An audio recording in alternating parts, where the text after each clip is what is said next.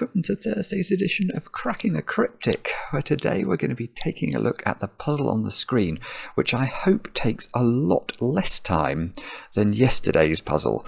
So the puzzle on the screen is called Yin Yang Arrows, and it's by Schwupel. And it's, I guess it's another in this series of Yin Yang related puzzles we've been doing on the channel recently. They've all been absolutely magnificent. I have a feeling that most of them have been by agent, actually. But anyway, today we have Schwupel. And this puzzle's been recommended to us a lot. Apparently it is magnificent. And I've read the rules, and it's a completely new rule set. I've not done a puzzle with this rule set before. But why do I hope it takes less time than yesterday? Well, let me show you yesterday's puzzle. This was called Different But Still Roggen by Demono, and my goodness me, this put up a mighty struggle. It took me over 2 hours to solve it. I did get through it logically in the end, but I was certainly baffled for the sort of midpoint of the solve for quite some time. I was lost in a sea of colours. So much so, I've actually asked Sven, who programs the software that we all use when we try and solve these puzzles, if he could extend the palette slightly so I wouldn't have had to use the flashes, which I'm convinced is the reason I got confused. And Sven, I think, might be able to work his magic on that in due course. Do support Sven, by the way. We all play this. We all play these puzzles in this wonderful software he makes every day. Well, I play every day, and I know a lot of you do too. So buy Sudoku pad, which will allow you to put your own puzzles into the software. And just generally, he has a stream as well. Actually, I'll try and remember to link it, where he sometimes shows his programming mid-course. So if you're interested in computer programming, I think there'll be few better people to watch. Anyway, what else have I got to tell you about today? Let me think. I've got a few things to mention. Well, we're nearly at the start of October, when we're going to be releasing a brand new Sudoku hunt on Patreon. It's called Duality. It's by the Sudoku Skunk Works. Now, let me give you some background on how this is going to work. There are 14 puzzles in the pack, and anybody who gets through all 14, you basically will have to put in a code at the end, and that will take you to a page where you'll be given a keyword which you need to email to us. And if you send us the correct keyword, then your name will be read out on the channel. So that's for the very clever amongst you who can get through all 14 puzzles.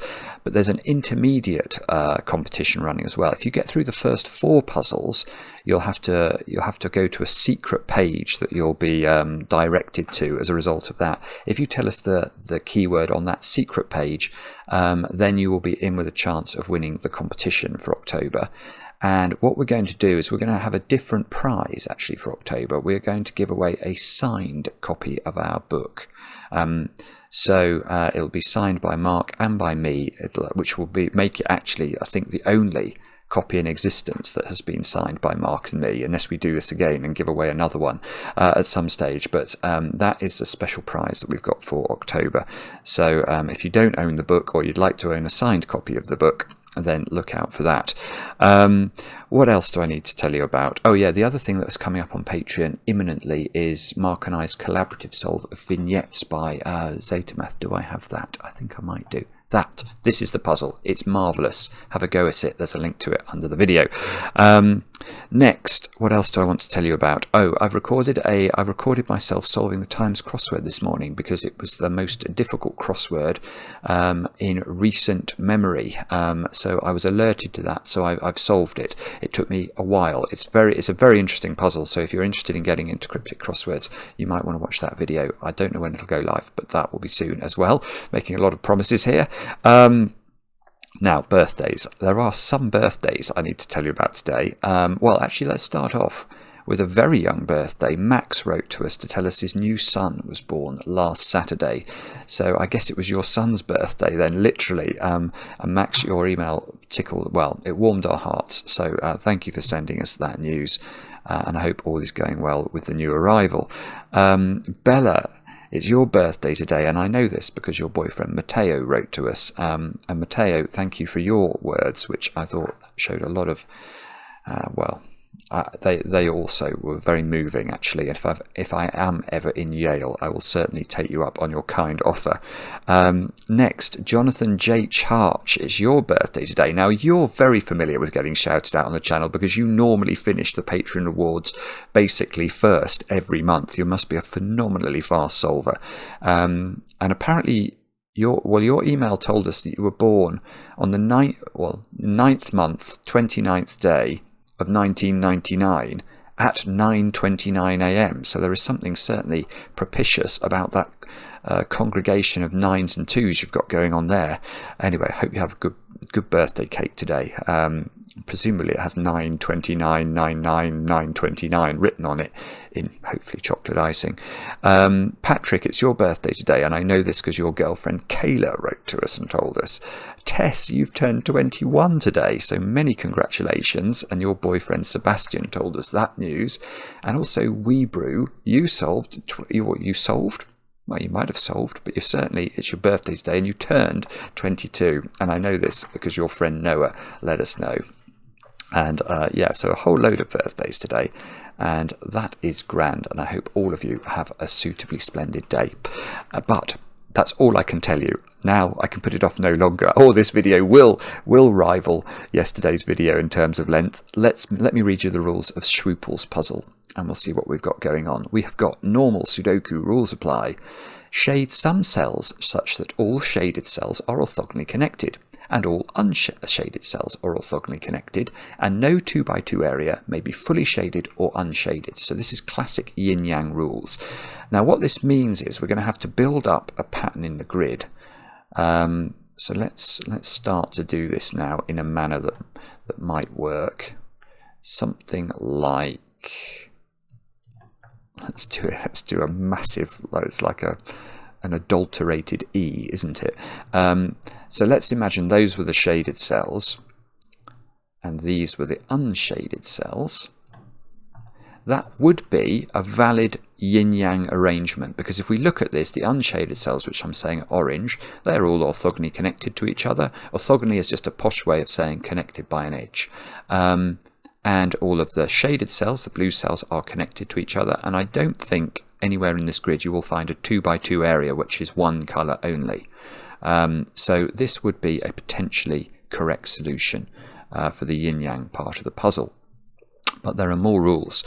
Digits on an arrow sum to the digit in that arrow's circle. So let's imagine these two squares here were, I don't know, let's see where the fingers take us. 2 and 4. 2 plus 4 equals 6, not 7. So you'd have to put 6 into the circle. 2 plus 4 equals 6. That's how arrows work. And then this is the bit of the rules that's different. The digit in the arrow circle is equal to the sum of all shaded cells in the direction of the arrow tip, beginning from the next cell after the arrow tip. Now, thankfully, Schwupel did an example to show how this works. I snipped it. So let's have a study of this and see if we can understand what's going on.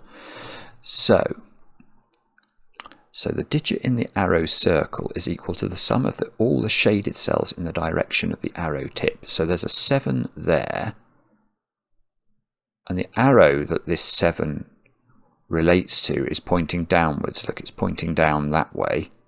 And in that direction, we have a 1 in a shaded cell and a 6 in a shaded cell. And 1 plus 6 equals 7. So not only does the arrow add up to 7, but the shaded cells in the direction of the arrow add up to 7. So that's weird. Okay, and then we've got a 9 here with the arrow pointing diagonally down. So with the 1 plus the 8 is what we're being told, sum to 9. Okay, and the 8... Oh, the 8 is just pointing at this single cell at the boundary, so that's why it's allowed to be 8. So that is really interesting. So there's very much a melding here, a duality, if you like, between the yin-yang rules and the arrow rules. Do have a go. The way to play is to click the link under the video as usual. Now I get to play, adjust my new glasses. Let's get cracking. And, well, instantly, it's fairly terrifying to note here that all of these arrows are 2 cells, aren't they? Which means they're useless, because unfortunately a 2-cell arrow can't possibly tell us very much, because there are so many different ways that we can make a single digit total from summing two different numbers. And even there are situations here where the numbers could be the same. Look, those two cells could both be 2. That would put a 4 here. I don't think that's problematic. Right, so it must be yin yang. So what have we got going on with the yin yang? We need this whole thing about digits in this arrow circle are equal to the sum of the shaded cells. Right, so I know what we're going to do here. Yes, okay. If we think about arrows that are close to the edge of the puzzle, or pointing close, so this arrow here, it only has one cell above it. Now surely that's got to be shaded, because if it wasn't shaded, if that was unshaded, that would imply this was a 0, wouldn't it? And that's clearly impossible. So I think that has to be shaded, and instantly we have an interesting feature going on here. I don't know whether I'm meant to already get into sort of pencil marking. I think I probably will, because that digit must actually be the same as that digit by the rules of the puzzle. Now I don't want to, I know this is shaded, so I don't want to give it any flashing. Not after yesterday, we've had enough of flashing. So what I'm going to do is I'm going to revert instantly to lettering. Those two cells, I'm just going to call them A. So that's, by the way, if you're in the software and you don't have the option to select A's and B's, then click on the pen tool and click enable letter tool there. Hopefully you can see that. And then when you do that, everything should become clear. Therefore, right, I've got there's another arrow there near the edge, so that's got to be shaded. And that means that cell and that cell are the same. I shall make those B.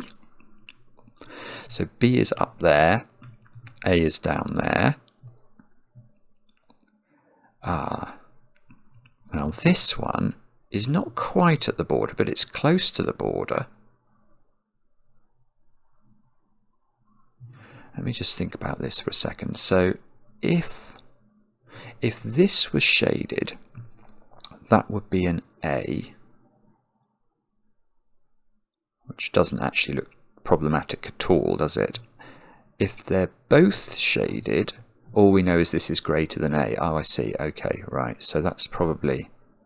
Okay, so actually you only learn things where the arrow is really close to the edge. Ah, that arrow is really close to the edge, so that's got to be shaded. And I think what we're going to have in a minute is some interesting perimeter considerations. And now that digit and that digit are the same, so I'm definitely going to label that up. Is it the case that A's B... Well, A and B are definitely different. Is it true that... that's annoying. C could actually be equal to A, couldn't it? At the moment. These are A, these are C. They don't see each other by the medium of Sudoku. So I've got to be careful with all of this labelling I'm doing. I mustn't assume A, B and C are different.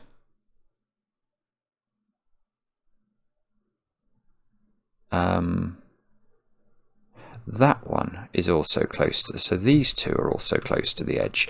There we go, we've got another one here, so that's shaded. Now, well, there's going to be an immense amount of shading we can do the moment we get any traction on this, because I'm just looking for another. I can't see any others that are particularly close to the edge. But let's talk about yin yang rules in general for a moment, and the two secrets of yin yang. Now, these are secrets I really do only share with my favourite people, but obviously if you're 14 minutes into this video, you're definitely one of those. Anybody who'll listen to me talk for 14 minutes, they are most certainly my favourite people. Right, there are two secrets to know in yin yang. The first is that what you can never have in yin yang is a checkerboard shading anywhere in the puzzle in a 2x2. And the reason is because we have to connect orthogonally both colours. So think about what's going to happen when we orthogonally connect these greens together. We're either going to have to wend our way around the bottom of the grid somehow, and connect like that. Now if we did that, it doesn't matter what the shape is that connects the greens together. You can see that this grey can never get out of this region. So it's always isolated from this. And it wouldn't have mattered if instead we'd gone round the other way and connected this round this way. We'd then have just isolated this one instead. So you can never have a checkerboard. Now that leads to some interesting conclusions about how a perimeter of a yin-yang must look.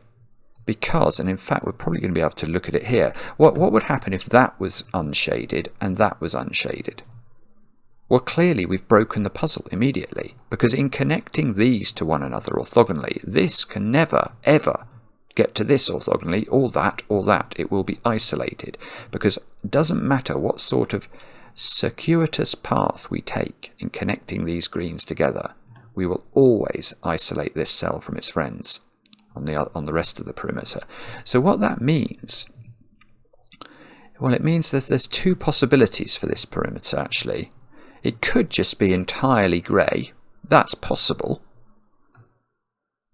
or there's going to be a slug of green somewhere in the perimeter, let's say it was there, but if we were to identify that there was a slug of green in the perimeter here, we could then immediately shade grey all of these regions, because from what I've just said, you could never have a green in any of these cells then, because connecting that green to the green in the bottom would create problems. So the sort of TLDR version of what I've just said is that the perimeter of a yin-yang is just two stripes of colour. There will be a stripe somewhere which is going to be grey, like that, and then there's going to be a stripe somewhere that's going to be green, and that's it. The only other possibility is that it's entirely one colour, which is also actually possible here.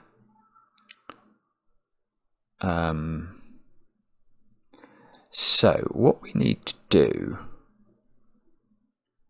is to work out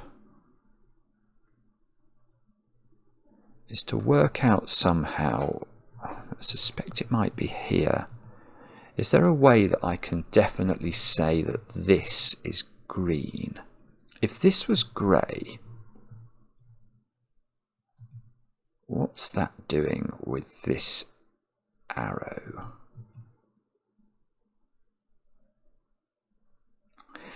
Well, it can be grey, I think. All right, forget that. I don't see how that's doing it. I just thought it was, because this is the one that's, I think, is pointing closest to the boundary. That one? That's 3 away. That's worse than this one.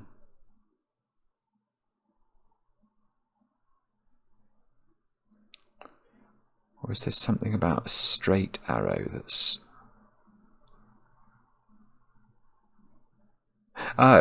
Okay. Got it. I have got it. Right. It's actually quite straightforward once I thought about the right thing. So, okay, is it possible that all of those cells are grey? Well, the answer to that is no, I think. Because if all of these were grey, what number would we put in this circle? Well, this circle is the sum of all the greys after this arrow tip in this direction. And that could not be kept down to a single digit number if there were 5 of these digits. Because the triangular number for 5, i.e. what's 1 plus 2 plus 3 plus 4 plus 5 is 15. I mean, even if this was only 4 cells, it would still break this, 4 shaded cells. So those are definitely not a string of grey. And if they're not a string of grey, one of these at least is green. And if one of these at least is green, that is the only green in the perimeter, for the reasons that we've just gone through. So actually the whole of the rest of the perimeter is now grey. And that's going to be mighty. That's going to allow us to do mighty work, because now we must avoid 2 by 2s in the corners, so that, and that all have to turn green.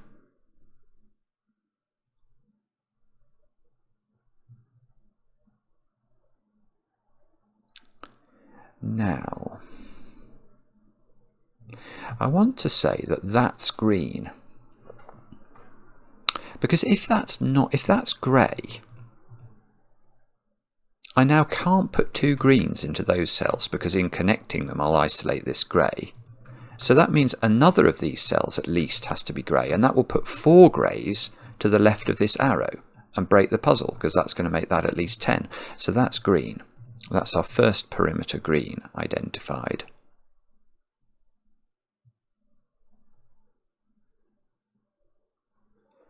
Is there a problem with just having 2 greys here? If that was 3 greens, this would be A and D. So this would be A plus D, and that arrow would also be equal in total to A plus D. That's not actually, so that would make those digits a multiple of 3, because they could be expressed as 3x, that would be x, that would be x, and that would be another x. Which would make these cells have to add to a multiple of 3, because of the other secret. That secret, of course, is that any row, column, or box of a Sudoku, by the rules of Sudoku, contains the digits 1 to 9 once each, and if you sum those digits, you get 45, which is divisible by 3. There is a knowledge bomb for you, courtesy of Cracking the Cryptic. Okay, so what do I do now? I haven't got a Scooby-Doo. I have not got a Scooby-Doo. Oh, okay, now I have got grey. I've got grey here. So if this is green now, if this is green, this is adding up to... Oh no, it's not. I'm not wrong. I'm wrong. It's not adding up to A, is it? Because A would have to be that one. Oh no, hang on. Okay, so if that's grey, then this adds up to A plus something.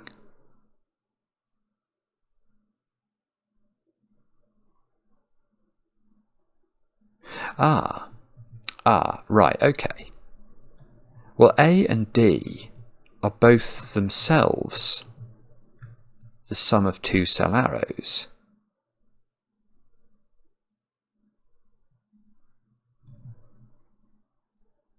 So that digit is quite large, I think. Just let me think about this. So what I'm thinking is A is at least 3.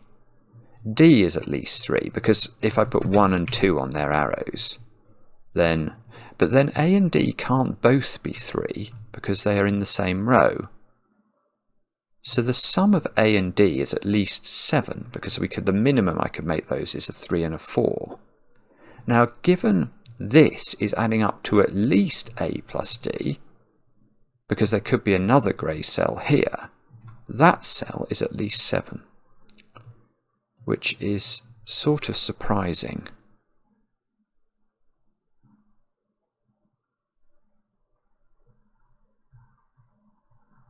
And and you can't actually make either of these numbers too big. So neither of them can be greater than 6, because the other one can't be less than 3. So these digits here are from 3, 4, 5, and 6.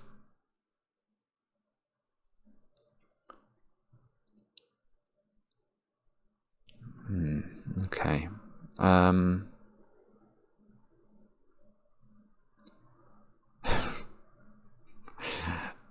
What on earth do I do now?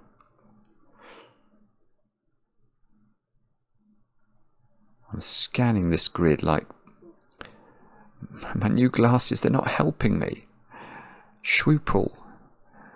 You found my kryptonite.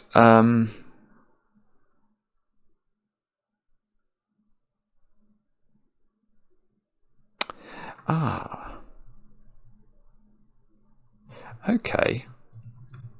That's interesting. So that circle is at least that now. Yeah, okay. This circle, which admittedly doesn't seem at first blush to bear any relationship to this cell at all, but it does, because of the rule that says that this circle's total is the sum of shaded cells in that direction.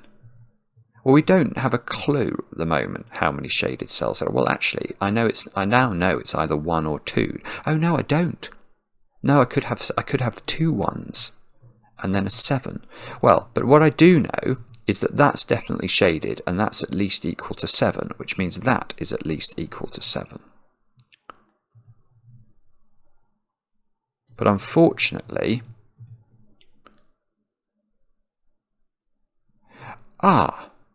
this is really interesting, actually. This is very unusual.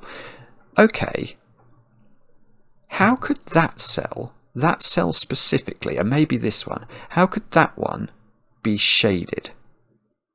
And I don't think it can be, because see, by the, if we put 1 and 2 on its arrow, this is at least a 3. It is at least a 3, so if it was shaded, that's at least a 10. So that doesn't work. So that's got to be unshaded, and I think the same logic must apply to that cell. That is on that diagonal, isn't it? Yes. So these two are unshaded.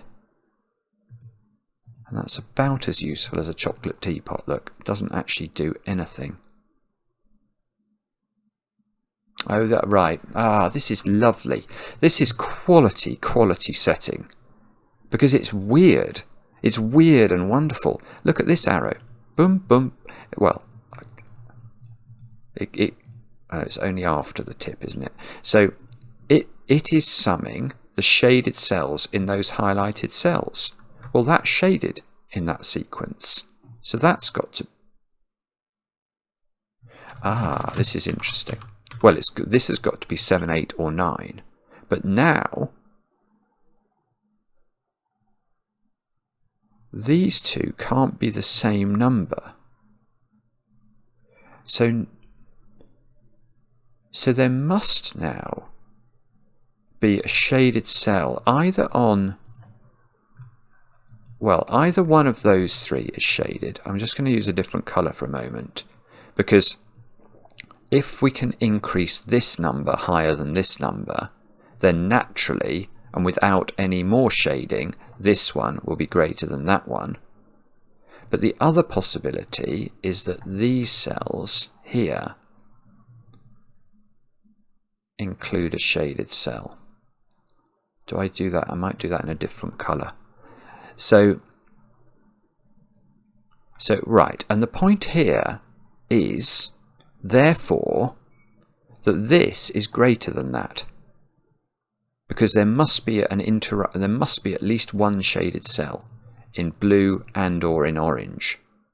Otherwise these two digits are the same. So this should have a higher count than this, which means this can't be 9, and it means this can't be 7. And there's actually not much wiggle room here, is there? There is not much wiggle room.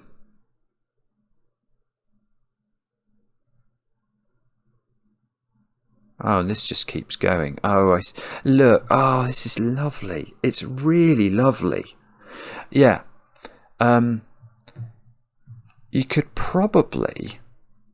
in fact, I'm going to do it because Sven's software lets me do it. Let me use the line tool for a moment and just show you what I think's going on here.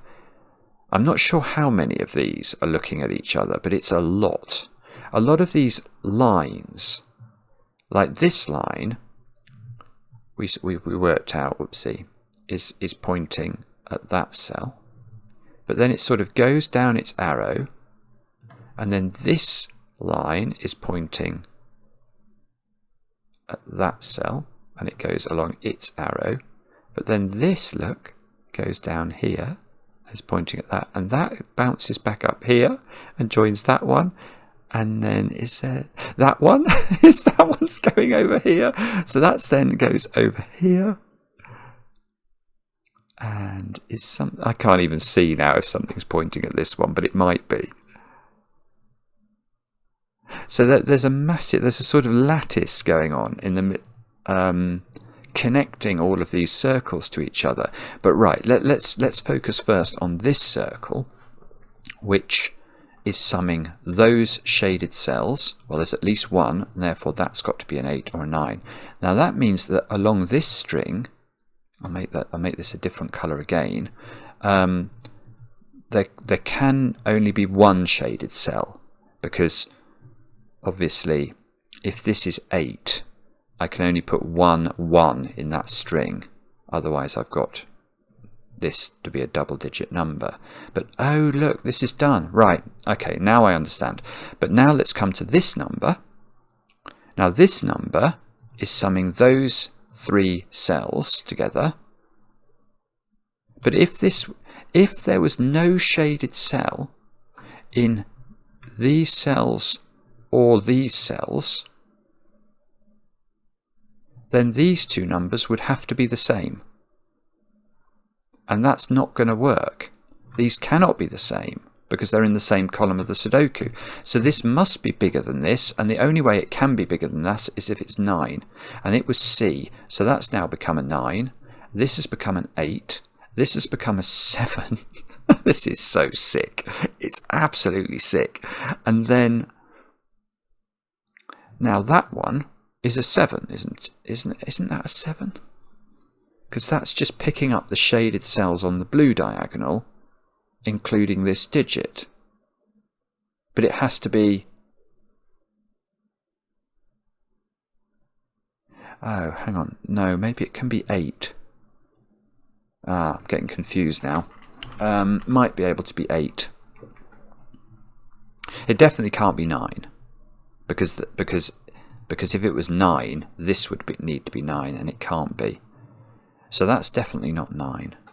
This is 7 or 8. And it's the thing I'm struggling to keep track of, actually, is where the increases have to happen. So we're at 7 here. Oh. This is brilliant. This puzzle is brilliant. It's absolutely brilliant. Because now we've got this digit. All of a sudden we know these 2 cells now.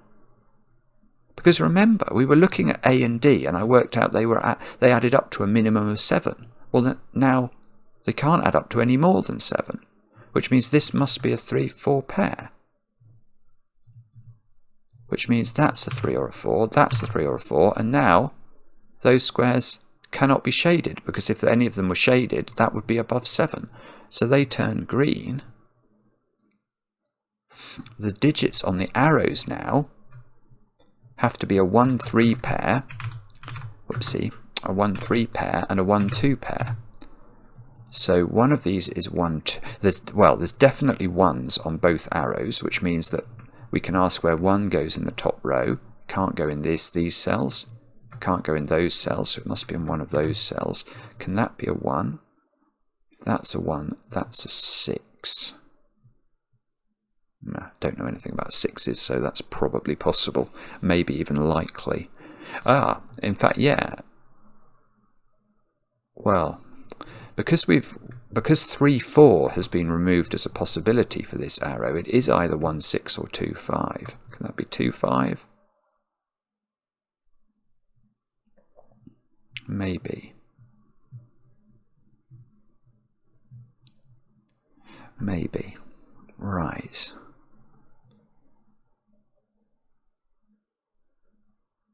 So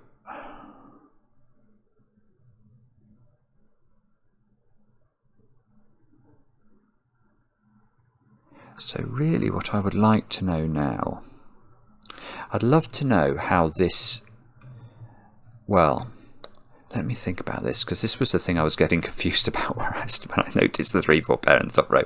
This is 7. So I need to get an establishment on how many of the blue cells are shaded. And there's a maximum of 1 of them, because this can't be greater than 8. Now, if one of these was shaded, this would become 8. And then that's 8, so then none of those would be shaded. Yeah, so all we actually know at the moment, in fact, maybe I should just recolour this, because all we know is that one of the orange cells is a 1. That's what we know. But I don't know where it is, and if I did know where it was, then I would know that digit. Well, okay, those can't be 1. By Sudoku, there's a 1 looking at them. They literally cannot be 1. So that means they cannot be shaded. because I'm only allowed to have one shaded and it has to be a 1. Right, so they're unshaded. Oh, that's beautiful. Good grief. Now I've got an opportunity for a 2 by 2, so that's become a shaded cell.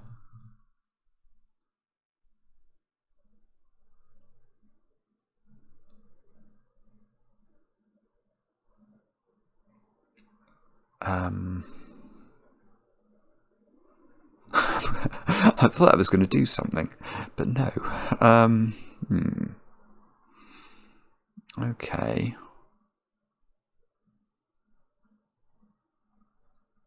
So how do we... I need to know which one... I've only got 5 now. That could be a 1 very naturally, couldn't it?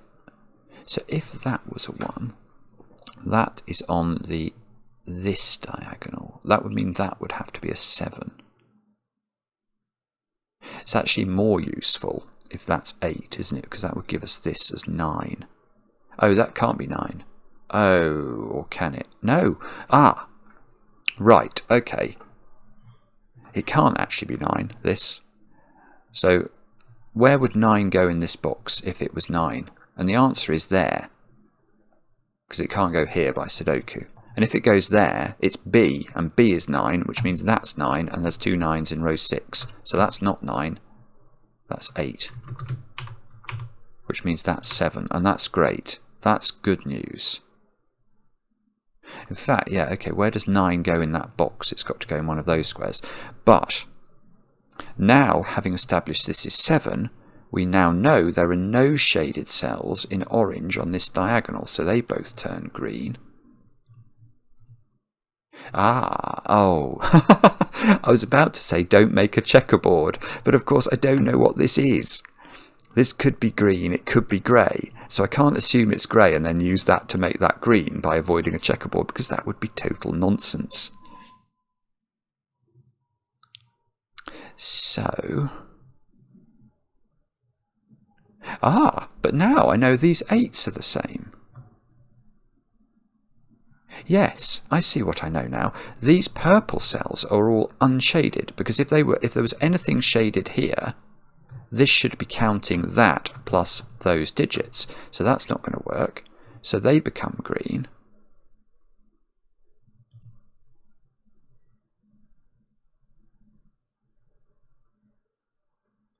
There's something fishy going on about that being shaded. Now, if that's shaded, it has to get out, because it's not connected to its friends, so it has to do that.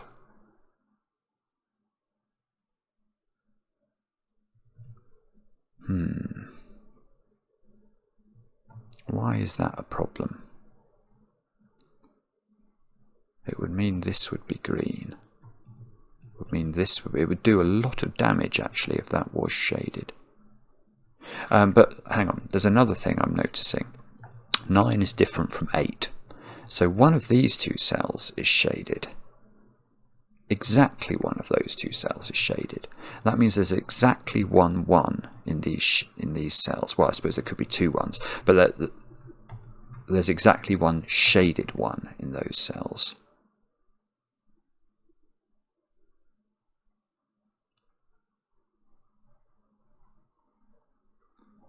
Now,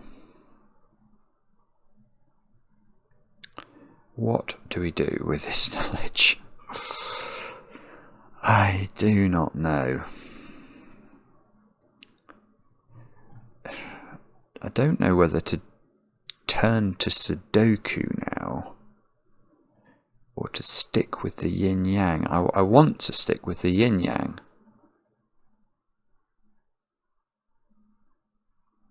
Oh, I've got it. I've got it. Right. A different question to ask is not whether this is a shaded one, it's can it be an unshaded cell? That's a good question, because it can't. If that's unshaded, what's this cell now? And the answer is to avoid a 2 by 2, it's shaded, but now it's isolated from all its friends, and thereby rendering the puzzle unsolvable. So actually, this cell, it just cannot be unshaded. So it is shaded, and if it's shaded, it's a 1, because it's, which, let me just get this right, it's increasing this 8, well, it's increasing this 7 to 8 by the means of a 1. And therefore the rest of this diagonal, let me just double check, yeah, they are on that diagonal. They have to be unshaded. Now avoid a 2 by 2, that's got to be shaded. Avoid a 2 by 2, that's got to be shaded. Avoid a checkerboard, that's got to be shaded. What's this? Avoid a checkerboard, that's got to be green. Avoid a 2 by 2, that's got to be shaded. This has to get out and touch its friends, so it's got to do all of that. Avoid a checkerboard here, that's got to be green. Good, it's all flowing now. Avoid a checkerboard here, that's got to be green. This has to connect to its friends. It's not connected, that's got to be green, therefore that's got to be grey to avoid a 2 by 2. I mean, I have to say, Schwupel, it's just stopping here. If this was the end of the puzzle, this would be memorable and magnificent. And I feel I've barely tickled the toes of the puzzle yet. I've got, oh, that's got to be shaded to avoid a 2 by 2. Therefore, that's got to be shaded to avoid a checkerboard. And all of a sudden I've got, well, I've done quite a bit. There's got to be a 9 down here by Sudoku. You can't put 9 on an arrow that adds up to 8. 9. Ah, okay, yeah. Where does 9 go in box 3? And the answer, I think, is not on an arrow that adds up to 8 and not on an arrow that adds up to 7, which I think means it goes there.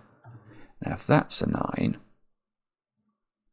it means one of these 2 cells is a 9. One of these 3 cells is a 9, but not the one on the arrow. Can that be a 9? That would make those add up to 9. Yeah, that's quite easy actually. Ah, but look, now we can ask where 9 goes in row 8 of the grid. It's not there, it's not there. So it's in one of these, and 2 of these are on arrows and would force their circles to be higher than 9. So that must be a 9 here, which places 9 at the top of the grid. There we go. Which doesn't place 9 in box 4, but I thought it was going to. How many 9s have I got? No, I haven't got many, actually. I think I've got 5. I've got a 6th and a 7th there, and another X-wing there and there. Okay, that's all right.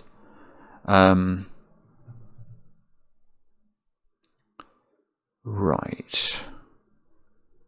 Ah, yes, I know. Do you remember we said one of the blue cells had to be a shaded 1? Well, it's not that one anymore, because I've got a 1 here. So that's got to be unshaded, because it can't be a 1. And therefore this must be our shaded 1.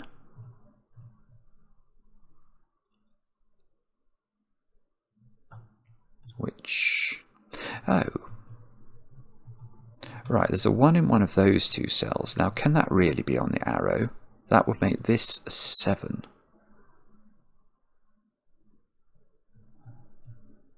Maybe, actually. Okay.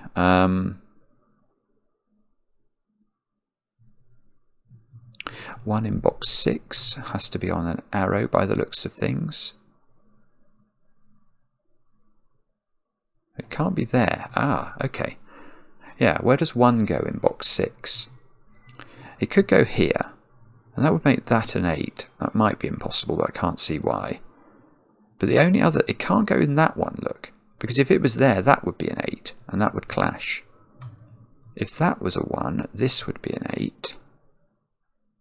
So we can say one of these is a 1, and depending on which one of these is a 1, there's an 8 here or there's an 8 here in the box. And therefore, one of those 2 cells is a 1.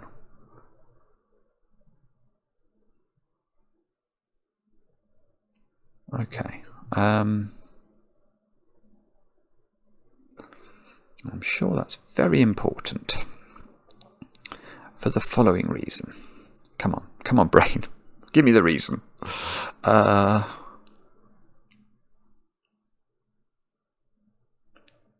not got anything here. I've not got anything. Okay, come on.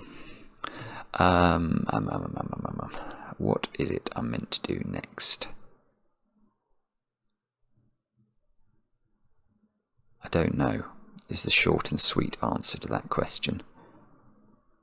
I feel like I really don't know. Okay, let's go back. Do I want to think about Yin Yang or do I want to think about Sudoku? I don't even know that really.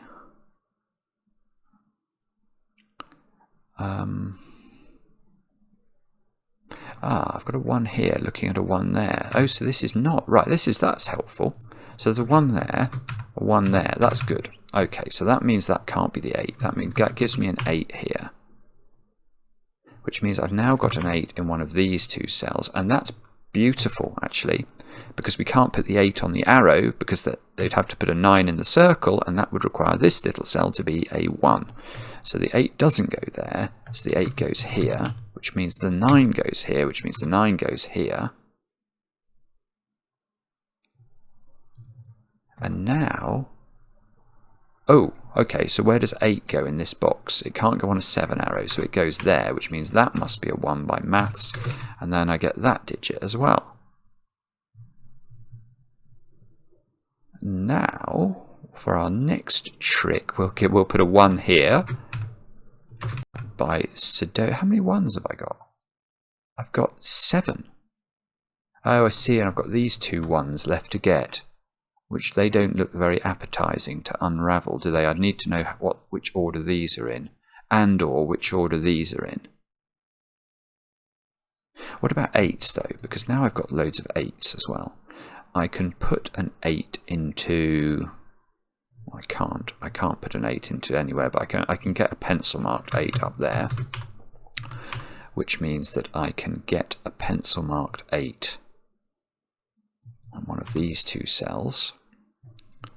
8 in the middle box seems to have options. 8 in box 2 can't go on a 7 arrow, so it's got 3 options. This 7 arrow is now a 2-5 pair because it can't be a 1-6 and it can't be a 3-4. So this is 2-5. So these squares to complete the row are 6 and 8. Can that be? Oh no, that can be 8. Okay, nearly. Right. So that was a flurry of Sudoku. This 7 arrow now. Oh, can that be 3? Can that really be 3-4? No. Surely it can't if those are the same digit. Yeah. Okay. Because these digits are the same by the virtue of them both being labelled A, doesn't matter whether they're 3 or 4. Imagine they were 3, just for the sake of exposition. Neither of those cells could be 3. And that means this arrow can't be 3-4. So this arrow must be 2-5. Which means these cells are 3, 4, and 6.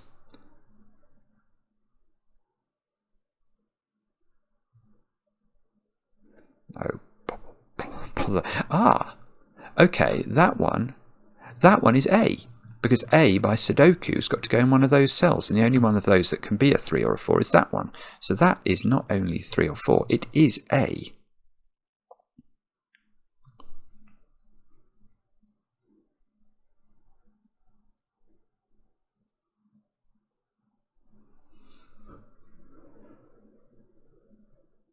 Now, right. Now, for Schwupel's next bit of sickness, check this out. Check this out. Right. What is this 9 arrow telling us? It is not only telling us that those 2 cells add up to 9, it is telling us that this column contains shaded cells that sum to 9. How many of those shaded cells are there?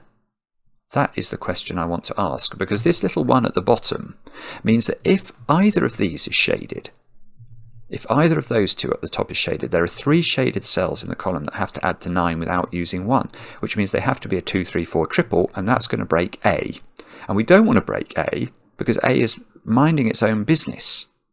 So that means there can only be 2 cells in this column that are shaded, and we already have those, so those 2 have to turn green. And if they 2 have to turn green, we've got to avoid 2 by 2s.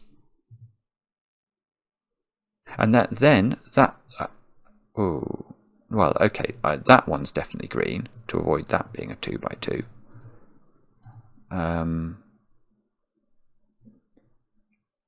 Now this grey it hasn't connected to its friends, but it could take that cell, or it could just could go through one of those. It can only go through. Oh, right. This is lovely. This is a brilliant puzzle. It is quite brilliant, because now look at these 2 cells. Now, is it possible that both of these are grey?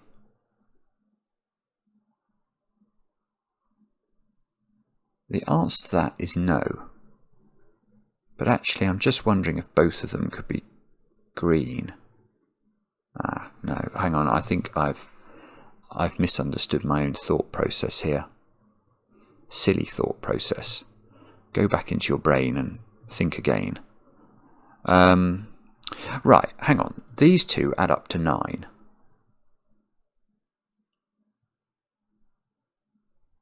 Is that somehow restricted? I can see they're not 1, 8. Not really, I don't think. I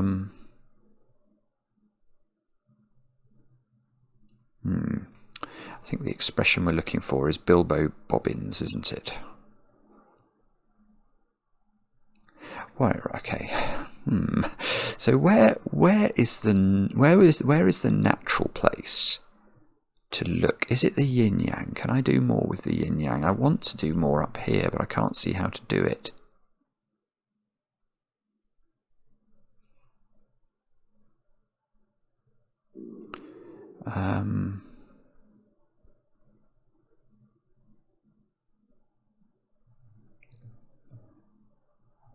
No, sorry, I can't see how to do it. So have I used up all of these funny arrow clues now? Let me think about that. So this one I have used up. Now this one I have... What's this one saying? Oh, it's 1 plus 7 equals 8. I've used this one up. This one is saying, oh, no, I was about to think I could shade or unshade this, but it's the ones beyond the tip of the arrow, isn't it? So I can't say anything about that. 1 plus 8 equals 9, so that's fine. What about this one? 9. Okay, so do we know if that's shaded?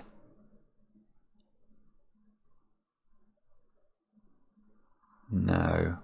Well, here's a small point that must be true. Yeah, how could that be shaded? If that's shaded, then I've already got at least 2 plus 8 shaded in the row. And that arrow's going to, well, this 9's broken then, so that's unshaded. And if that's unshaded, that needs to be shaded to avoid a 2 by 2. And now that needs to be unshaded to avoid a 2 by 2.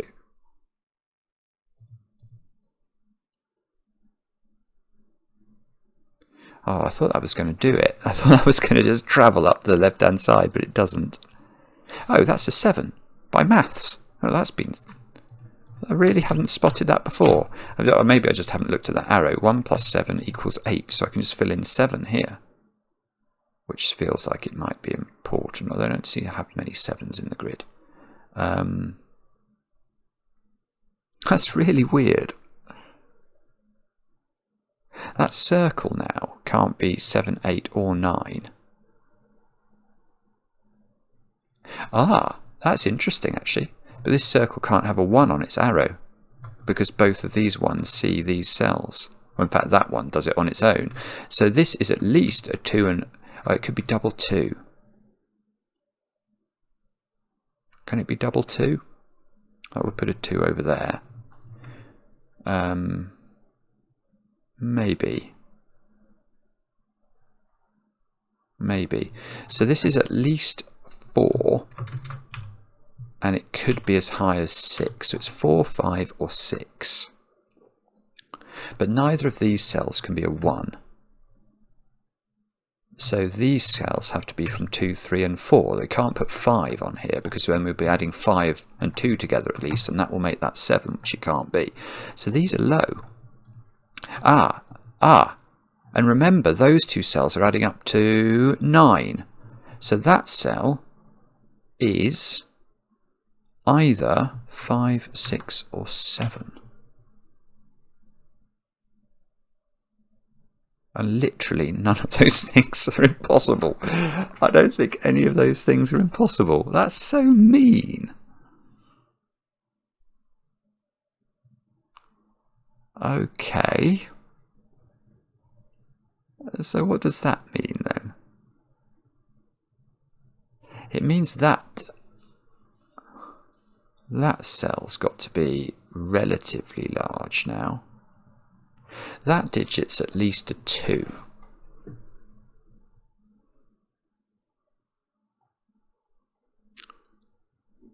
Which means the minimum sum of this is 2 plus 5.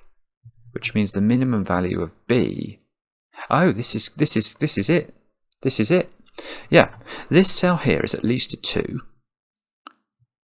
So we're at least at 7 by the time we arrive at the value of B. But B can't be 7 because there's a 7 in its column. And B can't be 9 because there's a 9 in its column. Isn't this brilliant? It's absolutely brilliant. So this is 8, I think.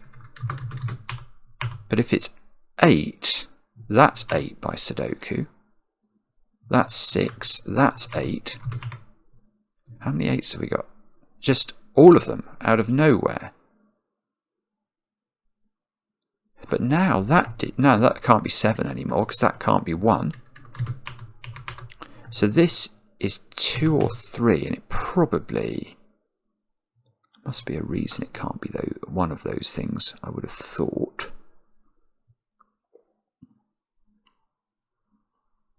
I've got a 2, well, I suppose I've got a 2, 3, 4 triple, which means there is a 2 in one of those cells.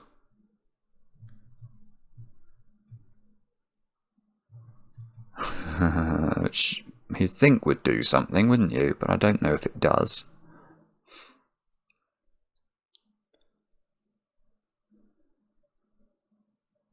Three, 2, 3, 4. Oh, 7 in this box is now placed there. It's the only place it can go. So what's going on this? On these digits then? Can we say anything clever about this?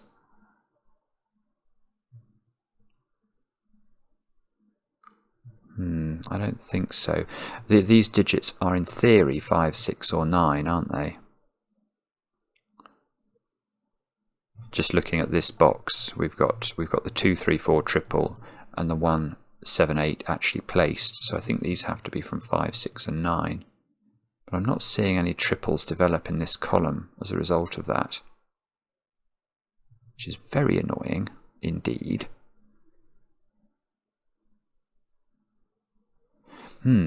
Okay, but if this is now 5 or 6, this is it. You keep iterating it round, because now we've got this down to 5 or 6 because of this arrow. Remember, those two have to add up to 9. So that can no longer be a 2. And if that can no longer be a 2, that seems to have to be the 2 in the box. And if that's the 2 in the box, that's a 6 to add it up to make it add up to 8. So these are now a 5, 9 pair, and that means that cell down there has to be a 2. That has to be a 5. What's that doing? Oh, this is beautiful. So there's no 2 on this arrow now, which means that's a 1, 3 pair adding up to, you've guessed it, 4. Therefore that's a 3. So this is not a 4 anymore. This is now a 3. So that's not 3. And that's not a 4 because that would give us 7. So this is a 2. This is a 5. This has to be a 1, 2 pair to add up to 3. And remember, this cell and this cell are the same, aren't they, by the logic we did earlier. And this cell and this cell are the same by the logic we did earlier. So now that cell's become a 6. That's become a 4. That's become a 3.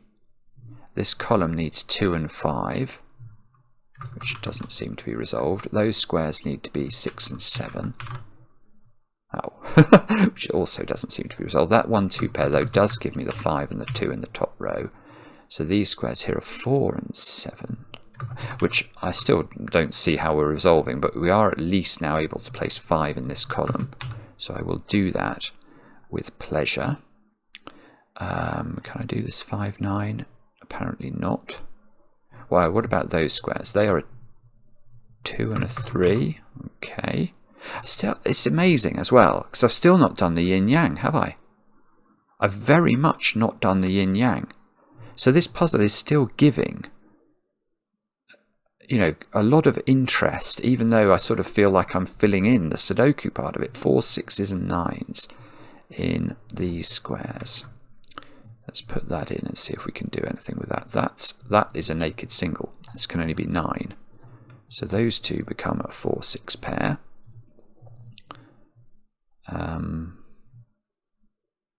Well, the 9s gives us the 9 and the 5 over on this side. So those squares are a 2, 7 pair, which I can do. This is 4, 6 and 7 apparently. So the 7 in this box now goes here. This is a 4 or a 6. These are from 3, 4 and 6. Oh, but look, we've got a 9 arrow that I've not looked at for a while. So this square is 3, 6 or 5 by maths, and it can't be 3. So that can't be 6.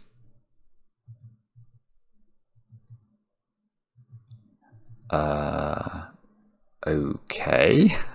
So what's that then? 4, 5 or 6? Oh, this is weird. It still is resisting. And how do I do the top of this grid? Oh, I see. I've got an 8 arrow here that can't be 1, 7 or 2, 6. So that's 3, 5. Which means these are 4, 6. Hang on, how's this resolving? I'm really confused now. This doesn't seem to resolve. How does the top resolve? The only way the top can resolve is via this, either this or this getting resolved, isn't it? Because everything else is just vertical, and that's not going to be sorted out by what we've done. So there must be a way of resolving the 3s and the 5s, I think.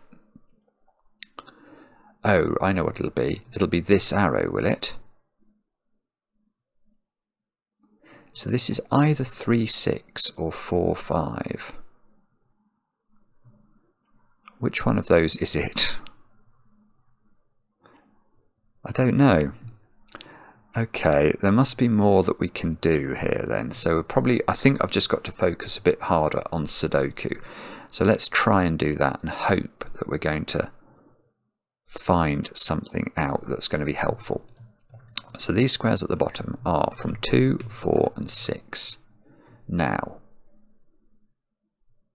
what can I get rid of there? I only think I can get rid of 2 in this one.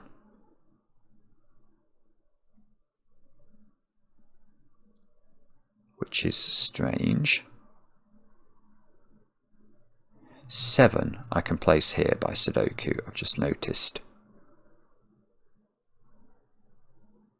Still, it's not resolving this, which is really discombobulating me. This is 2, 3. Oh, it's not 2.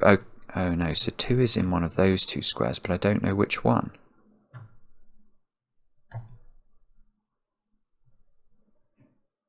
What's going on? 2, 3, 4 and 6. So this is 3, 4 or 6.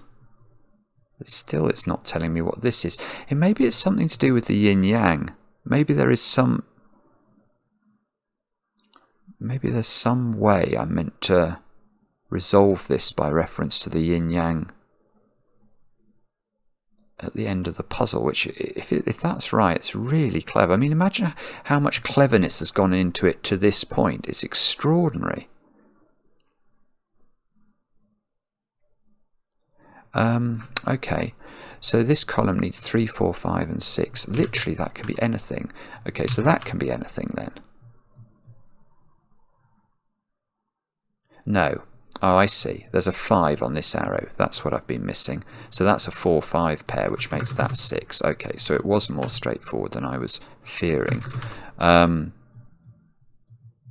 And therefore this is 3, this is 2, this is 4, this is 6, this is 2, this is 3. Okay. What does that mean? So that 6 is doing some work up here, giving me a 3-4 pair, which seems to give me a 5 and a 6, which means I can use this arrow to get a 3 here. Which that gets me into the 3 and the 5 at the top, which now presumably means 5, 2, 2, 1, 1, 3. Everything needs to be resolved up here, or I have made a big ricket. The 6 is doing it. So 6, 4, 4, 7, 7, 6. We're going to finish the Sudoku, aren't we? We are going to finish the Sudoku like that, but we have not done the puzzle. Because there is Yin Yang left to do. Now, what is unresolved? This 9 arrow I've not used. I'm not sure what else I haven't used. There could be more. There could be more. Right, but let's think about the 9 arrow. So the 9 arrow is telling us that the shaded cells, which include a 2, have to add up to 9. So I need 7 more. So 1 and 6. Oh no, it can't be 1 and 6. Because if both of those are shaded, I've got 2 by 2s of shadedness. So that's interesting. Yes, it can't be a 3-digit total because it can't then, because it can't be 216 and it can't be 234. It must be a 2-digit total, which means it's 2 and 7. So that's shaded. Wow! And the rest of this row is now unshaded. And look, oh look, this little triomino is isolated unless that's shaded. Oh, this is beautiful. Look, this is isolated unless those are shaded. So the whole of the bottom has suddenly been filled. And all we've got to do now, is figure out... Oh, I see. I've got it. Right, it's this one I've not used. I was wondering how this was going to work. But this 5 is telling us that those 2 cells add up to 5 in shaded terms. So that is shaded, which means this is unshaded to avoid a 2 by 2. And now this J-shaped green region is not connected to its friends, so that's green. What a puzzle that is. That is so ridiculously clever. Honestly, that's one of the well, how can I say this? It is one of the best puzzles of recent times, and yet we have seen so much extraordinary stuff recently. It's another long video. I'm really sorry. I know we often get a lot of comments saying you really love the long videos, and you know, I just love doing brilliant puzzles, and this is definitely a brilliant puzzle, so I've got no problem with it. But I know for some people, obviously, an hour and 7 minutes watching a Sudoku video every day might not be what you want to do, or you might want to have puzzles that are easier in general, so that, you know, they're more your cup of tea. I don't know. Just let us know in the comments, you know, where you stand on this. Our aim is to bring you the very best puzzles that we possibly can, and this is certainly one of those. But maybe it should be spaced out more, you know, between easier stuff.